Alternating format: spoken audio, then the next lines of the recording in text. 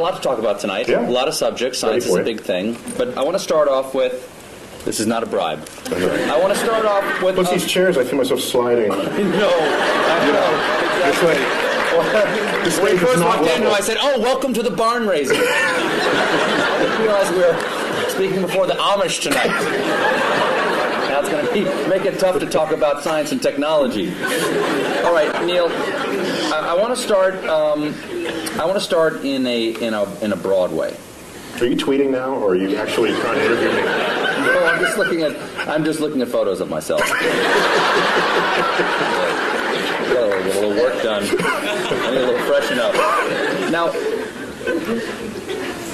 let me ask you a very basic question. Science, from scientia, in Latin, meaning knowledge. I didn't take Latin, but I'll take your word for it. Is it better to know or not to know?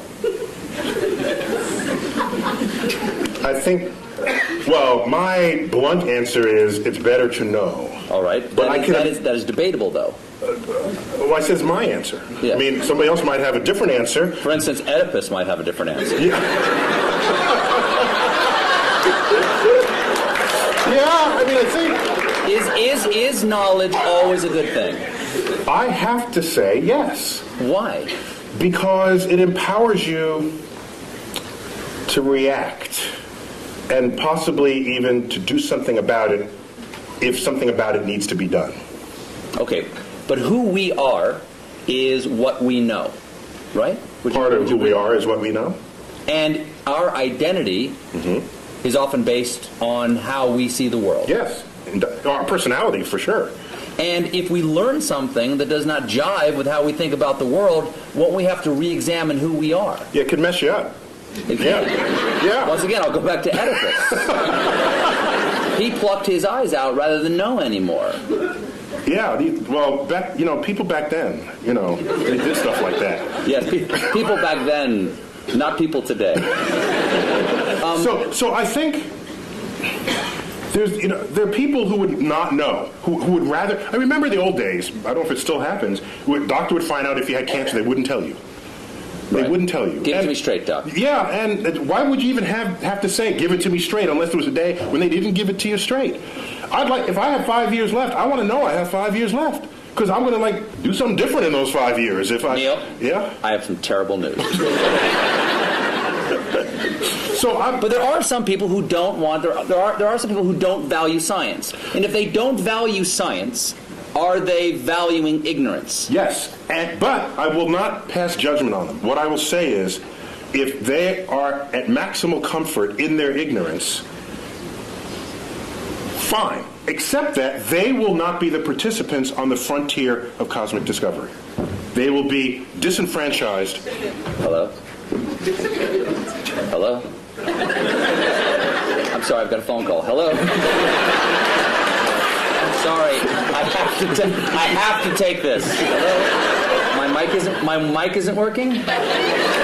Hello? Now who's in control? So they won't be in control of the next, won't be participants. No, they won't. Not only will they not be on that frontier making any discoveries, they're not in a position to enhance their life for having access to those discoveries themselves.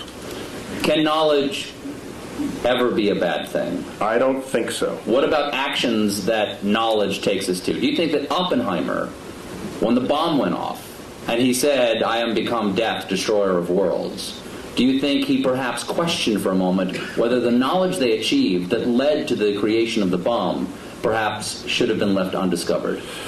Do you know what he said in response to those kinds of questions? Yes.